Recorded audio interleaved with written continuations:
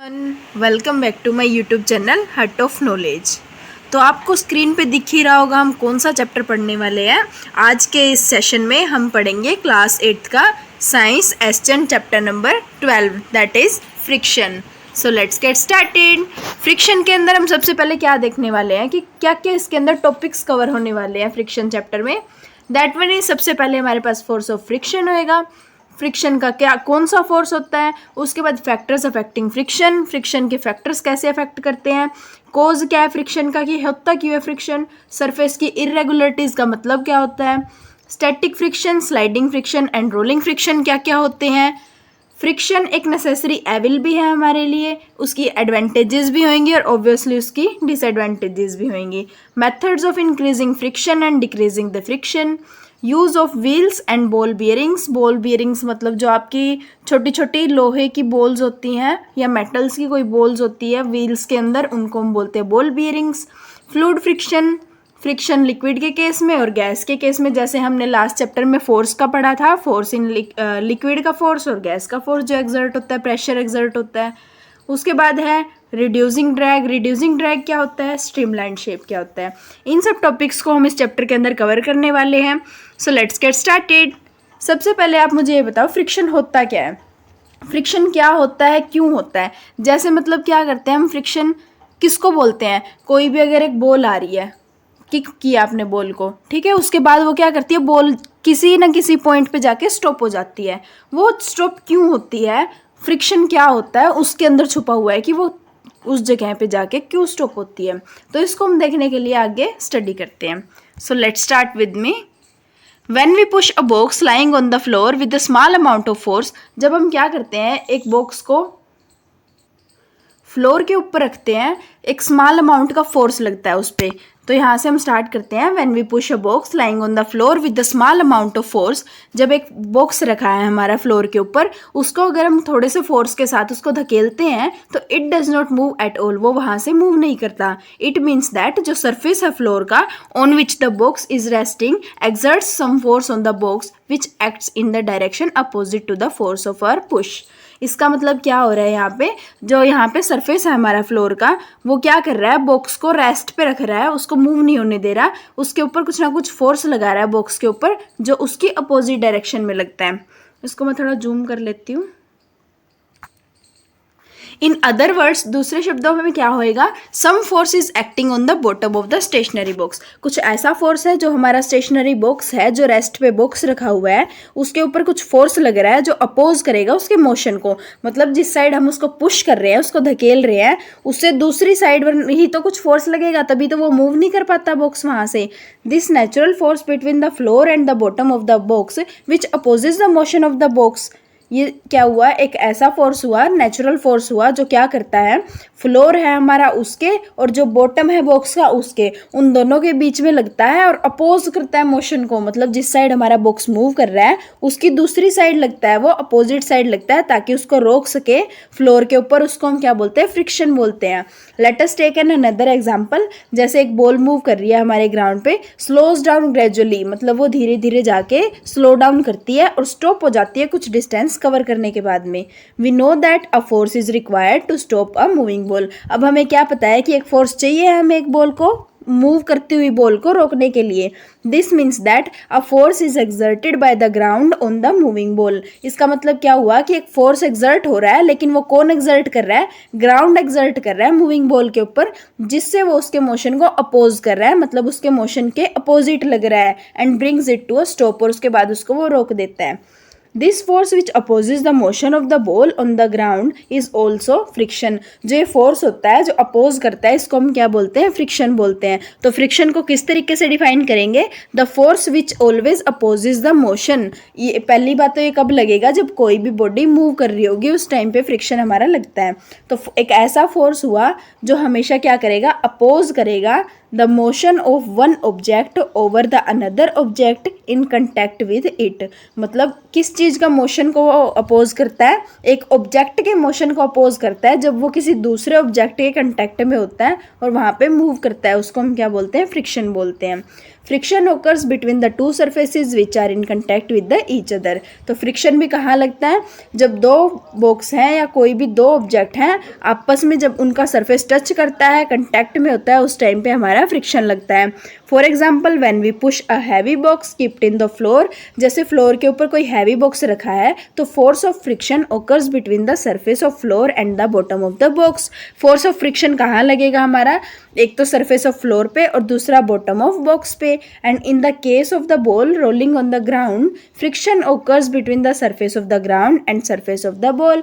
अब जैसे कोई भी बॉल है हमारे ग्राउंड के ऊपर रोल करती जा रही है तो उस टाइम पे फ्रिक्शन कहाँ लगेगा, एक तो हमारा सरफेस ऑफ ग्राउंड पे और दूसरा हमारा जो बॉल का सरफेस है उसके बीच में लगेगा। In fact friction acts on both the surfaces in contact with the each other. Friction कहाँ लगता है तो नॉर्मली हम क्या बोल सकते हैं, ये थोड़ी बोलेंगे कि ग्राउंड के ऊपर अलग फ्रिक्शन लग रहा है, बॉल की कवरिंग है जो बाहर से बॉल का सरफेस है उस पर अलग फ्रिक्शन लग रहा है, ग्राउंड पे अलग फ्रिक्शन लग रहा है और बॉक्स के ऊपर अलग फ्रिक्शन लग रहा है। ये दोनों जब कंटैक्ट में है तो इसका क्या मतलब हुआ कि दोनों सरफेस पे लग रहा है वो force. Friction is a force which occurs when the two object tend to slide over the each other. Friction एक ऐसा फोर्स है कब लगता है, जब एक ऑब्जेक्ट के ऊपर दूसरा ऑब्जेक्ट या दोनों ऑब्जेक्ट इकट्ठे भी बोल सकते हो हम कि दोनों ही मूव कर रहे हो। उसका मैं आपको अभी एग्जांपल बताती हूँ, दोनों किस तरीके से मूव कर सकते हैं ऑब्जेक्ट। एक सिंपल ऑब्जेक्ट भी मूव कर सकता है, तो यहाँ पे जब वो स्लाइड करेगा या मूव करेगा उस टाइम पे फ्रिक्शन अप्लाई होता है। And even when they are actually sliding over the each other, इसका मतलब ये है कि या तो वो बिल्कुल चलने वाला होता है उस टाइम पे फ्रिक्शन लगता है, और या फिर क्या है वो चलता होता है उस टाइम पे फ्रिक्शन लगता है। टेंड टू स्लाइड ओवर और स्लाइडिंग दोनों अलग अलग है। टेंड टू स्लाइड ओवर का मतलब है कि बस वो चलने ही वाला होता है। जैसे मैं आपको एग्जांपल बोलती हूँ कि यहाँ पे इस तरीके से हमारे पास एक स्लाइडिंग है, ठीक है। उसके बाद यहाँ पे हमारे पास रखी हुई है एक बॉल, ये बॉल यहाँ पे थी इस सरफेस पे, तो यहाँ पे आपको पता है अगर आपको हल्का बहुत इसको टच करोगे या थोड़ा सा इसको पुश करते हो तो ये मूव नहीं करेगी, ये यहीं पे रह जाएगी, ठीक है। उसके बाद अगर मैं बोलती हूँ ये बॉल बिल्कुल यहाँ पे रख रखी है, ठीक है, इसको सिर्फ हल्के से फोर्स की ज़रूरत है, चाहे वो हवा का झोंका हो, उसको बिल्कुल हल्के से फोर्स की ज़रूरत है जिससे वो क्या करना स्टार्ट कर देगी, मूव करना स्टार्ट कर देगी। तो ये जिस पॉइंट पे भी फिलहाल है इसको हम क्या बोलेंगे, टेंड टू स्लाइड ओवर, मतलब वो बस चलने ही वाली है। तो इस जगह पे और साथ में जब वो मूव करेगी उस जगह पे, इन दोनों जगह पे क्या है हमारा फोर्स ऑफ फ्रिक्शन लगता है, ठीक है। उसके बाद आता है हमारे पास direction of force of friction. जो फोर्स ऑफ फ्रिक्शन है उसकी डायरेक्शन अभी मैंने आपको बता ही दिया, जिस साइड मोशन चलता है हमारे, जिस साइड मोशन होता है उसके अपोजिट लगता है, वो उसको अपोज करता है। तो डायरेक्शन क्या हुई, जहाँ पे उसका मोशन हो रहा है किसी भी ऑब्जेक्ट का उसके अपोजिट हमारा क्या लगेगा, फोर्स ऑफ फ्रिक्शन लगेगा। The force of friction always opposes the motion of one object over the another object। जो force of friction होता है वो हमेशा क्या करेगा, अपोज करेगा एक ऑब्जेक्ट के मोशन को दूसरे ऑब्जेक्ट के ऊपर जब वो चलता होता है उस टाइम पे। So the force of friction acts in the direction opposite to the direction in which an object moves। मतलब जिस डायरेक्शन के अंदर एक ऑब्जेक्ट मूव कर रहा है या टेंड टू मूव है, मतलब मूव करने वाला होता है, उसके अपोजिट डायरेक्शन में फ्रिक्शन का फोर्स लगता है। This will became more clear from the following activity. एक एग्जांपल और बता दूं मैं आपको, जहां मैंने आपको पीछे भी बताया था कि दोनों ऑब्जेक्ट भी मूव कर सकते हैं। जैसे हमारे पास कोई भी दो बॉक्स रखे हैं आपस में इस तरीके से, तो ये दोनों भी मूव कर सकते हैं, एक बॉक्स दूसरे के ऊपर मूव भी कर सकता है, दोनों इकट्ठे भी मूव कर सकते हैं, या कुछ कोई भी केस हो सकता है। अब हमारे पास क्या आती है, एक एक्टिविटी आती है। इस एक्टिविटी के अंदर क्या हो रहा है, हम एक बुक ले रहे हैं, किसी भी टेबल टॉप के ऊपर हमने एक बुक को प्लेस कर लिया है। उसके बाद यहाँ पे हम क्या करते हैं, उस बुक को राइट साइड में हल्का सा पुश करते हैं। तो जैसे ही हम उसको पुश करते हैं तो उसका मोशन का किस साइड होएगा, राइट साइड में, क्योंकि हमने उसको पुश किस साइड किया है, राइट डायरेक्शन के अंदर। जैसे ही उसको पुश करके छोड़ते हैं तो वो हल्का सा डिस्टेंस कवर करके वहीं पे स्टॉप हो जाती है। इट मीन्स क्या हुआ, साथ में फोर्स ऑफ फ्रिक्शन भी लगा है जिसने उसको स्टॉप कर दिया अपोजिट डायरेक्शन में। जैसे इस साइड मोशन हो रहा था तो फ्रिक्शन हमारा किस साइड लग रहा था, इसके अपोजिट साइड लग रहा था जो इसको स्टॉप कर रहा था। इसी तरीके से अगर हम फोर्स को लेफ्ट साइड लगाते हैं तो इसका मोशन किस साइड होता है, लेफ्ट साइड होता है। लेकिन उसी साइड जिस साइड हमने इसको फोर्स लगाया, इसको मोशन दिया लेफ्ट साइड में, तो उसके जस्ट अपोजिट साइड क्या हुआ, फ्रिक्शन का फोर्स लगा और उसने उसको हल्के से डिस्टेंस पे जाने के बाद स्टॉप कर दिया। तो इस एक्टिविटी से यहाँ पे क्या पता लग रहा है, In the above activity we observed that when the motion of the book is toward the right side, जब मोशन हमारा राइट साइड था बुक का, मोशन इस साइड हो रहा था राइट साइड, तो फोर्स ऑफ फ्रिक्शन है वो किस साइड लग रहा था, लेफ्ट साइड के ऊपर फ्रिक्शन का फोर्स लग रहा था और मोशन हमारा राइट साइड में हो रहा था. And when the motion of the book is toward the left side, और अगर हमारा मोशन है जो वो लेफ्ट साइड हो रहा था तो हमारा फोर्स ऑफ फ्रिक्शन है वो किस साइड लग रहा था, राइट साइड की तरफ लग रहा था. So from this activity we concluded that force of friction acts in the direction opposite to the direction of motion on a object. Force of friction कहाँ एक्ट करेगा, उसकी डायरेक्शन क्या होएगी, जस्ट किसके अपोजिट होएगी, जिस साइड हमारा motion का डायरेक्शन है उसके अपोजिट होएगी. This is why the force of friction always opposes the motion of an object. इसी वजह से फोर्स ऑफ फ्रिक्शन क्या करता है, हमेशा मोशन है किसी भी ऑब्जेक्ट का उसको अपोज करता है, उसका उल्टा लगता है. बोथ केसेस जो हमने ऊपर डिस्कस किए हैं उनमें फोर्स ऑफ फ्रिक्शन अपोज करता है motion of book on the surface of the table. This force of friction occurs between the surface of the table and the surface of book in touch with the each other. यहाँ पे force of friction कहाँ लग रहा था, दो surface के बीच में लग रहा था और वो सरफेस कौन से थे हमारे, पहला था सरफेस ऑफ टेबल और दूसरा हमारा क्या था, सरफेस ऑफ बुक था. अब एक और एग्जांपल लेते हैं हम. एक केस में क्या होता है, we have applied the force of push of our hand to move a book lying on the horizontal table top. अब तक हमने क्या किया था कि एक हॉरिजॉन्टल टेबल टॉप था जिसके ऊपर हमने क्या किया था, अपने हैंड के साथ उसको बुक को पुश करके और फिर उसके अंदर मोशन लेके आए थे और वहां से हमने फोर्स ऑफ फ्रिक्शन को देखा था. लेकिन अब हम क्या करते हैं, book can be also moved by the force of gravity.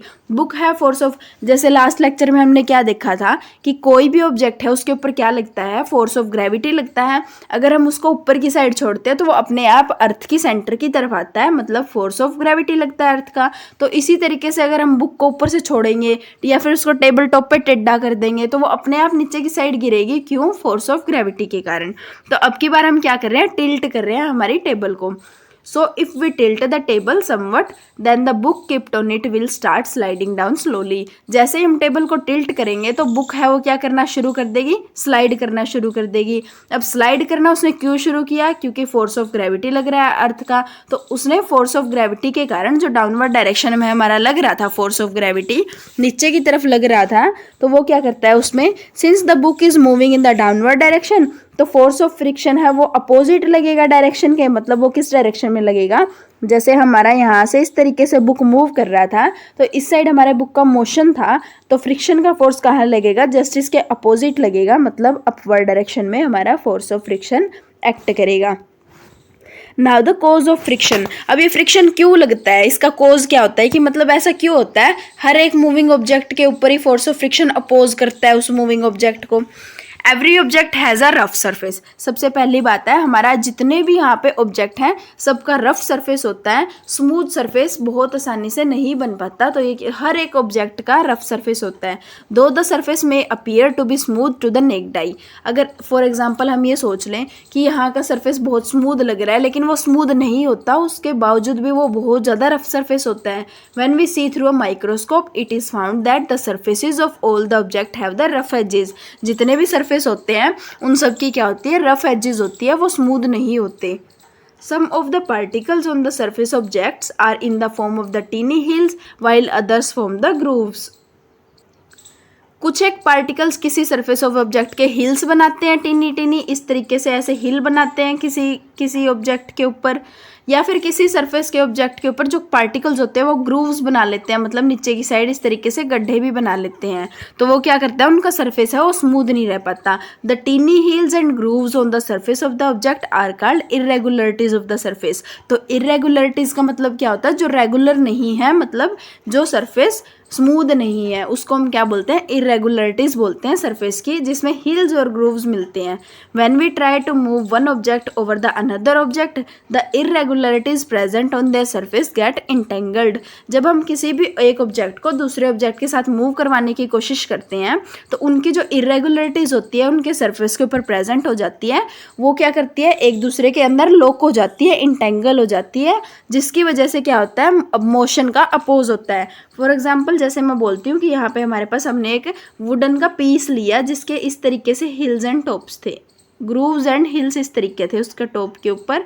इसी तरीके से हमारा दूसरा वुडन का पीस लिया हमने, उसके ऊपर भी क्या है, सेम इसी तरीके से क्या है, ग्रूव्स एंड हिल्स हैं, इरेगुलरिटीज हैं। तो जैसे इसको इसके ऊपर हम इस तरीके से प्लेस करेंगे, ये ऐसे वुडन पीस हमारा प्लेस होता है। जब हम इसको मूव करवाते हैं यहाँ पे, तो ये क्या करते हैं, इनके अंदर लॉक हो जाते हैं। जो इंटेंगल्स हमारे हैं इनके अंदर इंटेंगल हो जाते हैं। लॉक होने की वजह से इनका मोशन है वो थोड़ा सा अपोज हो जाता है। जो इंटरलॉकिंग है इरेगुलरिटीज ऑफ टू सरफेस की, वो अपोज कर देती है motion of one object over the other and give rise to the force of friction. और यहीं से हमारा क्या निकलता है, फोर्स ऑफ फ्रिक्शन निकलता है। Thus friction is caused by interlocking of irregularities in surfaces of two objects which are in contact with the each other. तो फ्रिक्शन का कारण क्या होता है, जब इंटरलॉकिंग हो जाती है इरेगुलरिटीज की, जो दो सरफेस थे हमारे पास, दो ऑब्जेक्ट्स के सरफेस थे, उनकी जब इरेगुलरिटीज की इंटरलॉकिंग हो जाती है, उसकी वजह से फ्रिक्शन आता है। तो फ्रिक्शन का कोज क्या हुआ, interlocking of irregularities in the surfaces of two objects, दो ऑब्जेक्ट्स के बीच में इंटरलॉक होना इरेगुलरिटीज का। When we attempt to move one object over the other, we have to apply a force to overcome the interlocking of the irregularities in their surfaces. जब हम attempt करते हैं मूव करवाने के लिए किसी भी ऑब्जेक्ट को, तो हमें क्या करना पड़ता है, फोर्स लगाना पड़ता है, जिससे जो उनका इंटरलॉकिंग होती है इरेगुलरिटीज की, उसको ओवरकम कर सके और उस सरफेस के ऊपर उसको मूव करवा सके। More the roughness of the surface, large is the number of irregularities. जितना ज़्यादा रफ सरफेस होएगा उतनी ही ज़्यादा उसके अंदर इरेगुलरिटीज होंगी, उतनी ही उसके अंदर हील्स होंगी, ग्रूव्स होंगे, जिसकी वजह से उसके अंदर लार्ज सरफेस लार्ज फोर्स लगाना पड़ेगा। और अगर लार्ज फोर्स अप्लाई होएगा तो फ्रिक्शन भी हमारा लार्ज ही लगेगा। Interlocking of irregularities in their surfaces, more the roughness of surface, larger is the number of irregularities on its surface and hence greater will be the friction. Friction क्या होगा हमारा यहाँ पे, greater होएगा। Force of friction is greater if very rough surfaces are involved. अगर बहुत ज़्यादा rough surface ले लिए तो force of friction हमारा greater हो जाएगा। In figure 4 we have shown a highly magnified diagram of the surfaces of two wooden blocks. यहाँ दो wooden blocks ले रखे हैं, नंबर A एंड B। दो हमारे पास wooden blocks हैं जिनको एक माइक्रोस्कोप की हेल्प से या किसी भी तरीके से बहुत हाईली मैग्नीफाइड वे में दिखा रखा है। यहाँ पे एक जो हमारा A है उसके वो किसके ऊपर प्लेस किया गया है, B वाले वुडन ब्लॉक के ऊपर प्लेस किया गया है। Please note the rough surface of these wooden blocks. इनका देखो इरेगुलरिटीज़ बहुत ज़्यादा है इन सरफेस के अंदर, और इनकी इरेगुलरिटीज़ की वजह से जब हम इसको ऊपर वाले वुडन ब्लॉक को पुल करते हैं, आगे की तरफ खींचते हैं लोअर वुडन ब्लॉक के ऊपर बाय अप्लाइंग अ फोर्स, तो इरेगुलरिटीज़ है रफ सरफेस की वो एंटेंगल हो जाती है, लॉक कर देती है एक दूसरे के अंदर। और this interlocking of surface give rise to the force of friction. इसकी वजह से क्या आता है, फोर्स ऑफ फ्रिक्शन आता है जो अपोज कर देता है motion of upper block A over the lower block B. उसके ऊपर उसका मोशन है वो अपोज हो जाता है। We are able to the move block A over the block B. हम एबल किस लिए होते हैं, अगर बाय चांस हमने ऐसे ना बॉक्स को हल्का से खींचा वो मूव कर गया, तो इसके रीज़न क्या है, क्यों एबल होते हैं हम इसको मूव करवाने के लिए, क्योंकि हम इतना सफिशिएंट मस्कुलर फोर्सेस पे लगा देते हैं पुल करते टाइम में, जो क्या करता है इंटरलॉकिंग्स को अंडू कर देता है, मतलब उनके इंटरलॉकिंग्स को बाहर निकाल देता है और ओवरकम कर देता है जो अपोज कर दे फ्रिक्शनल फोर्स को।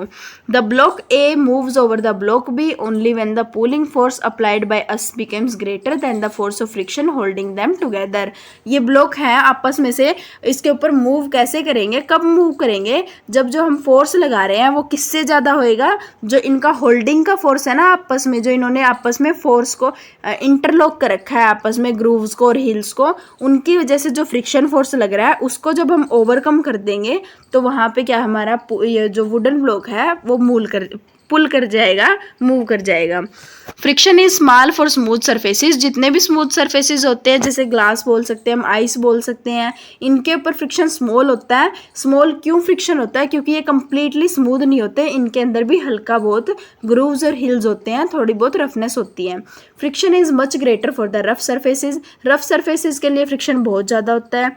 Before we go further we should know what a spring balance is because it will be used to perform some activities based on the friction. अब आगे जाने से पहले हमें सबसे पहले स्प्रिंग बैलेंस के बारे में पता होना चाहिए, उसकी किस तरीके की एक्टिविटीज़ होती है।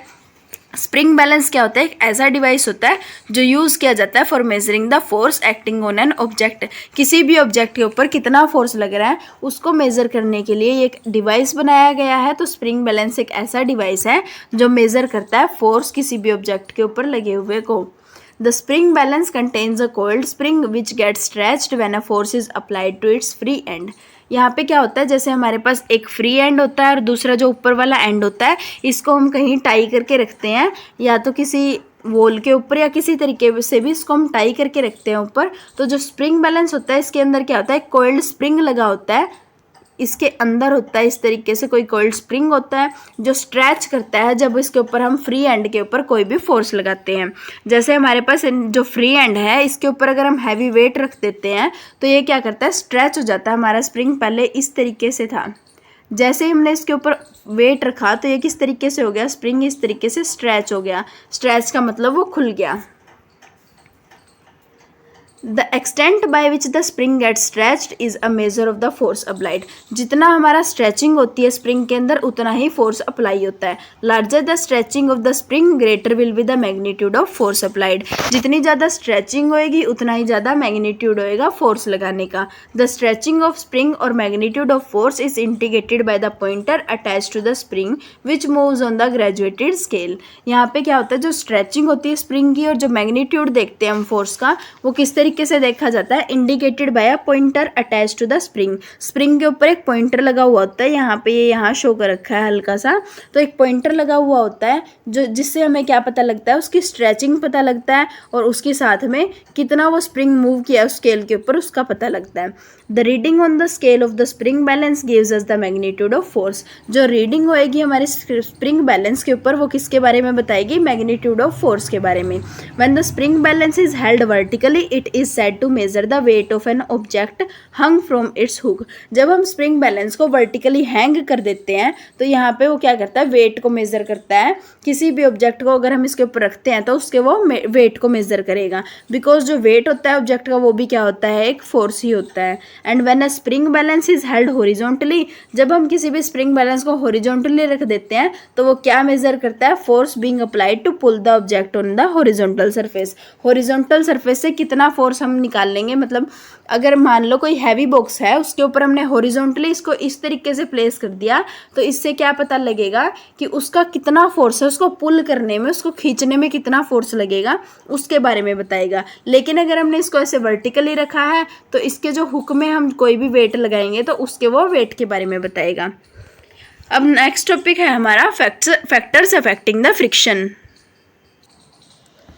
इस टॉपिक को हम नेक्स्ट लेक्चर में कवर करेंगे। आज का लेक्चर यहीं तक है। If you have any doubt related to this lecture you can ask me in the comment section. और अगर आपको लगता है कि कोई इम्प्रूवमेंट होनी चाहिए वो भी आप मुझे सजेस्ट कर सकते हो। If you like my teaching method then please do like, subscribe and share. मिलते हैं नेक्स्ट लेक्चर में, तब तक के लिए हर हर महादेव।